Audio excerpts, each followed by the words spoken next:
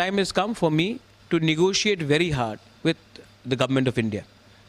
When the government of India is formed. And it is very important because after we signed the agreement, the Lok Sabha elections were announced. Code of conduct was in play. Now, I have to ensure that my community gets the land rights, political rights, we get a constitutional rights. And also, there are a lot of things which have come after CAA. We have been categorically fighting the CAA in the Supreme Court because the bill has been passed in the Parliament. But in the Supreme Court, the bill can still be challenged. And I'm challenging that in the Supreme Court. And you asked me when I will retire. I will retire.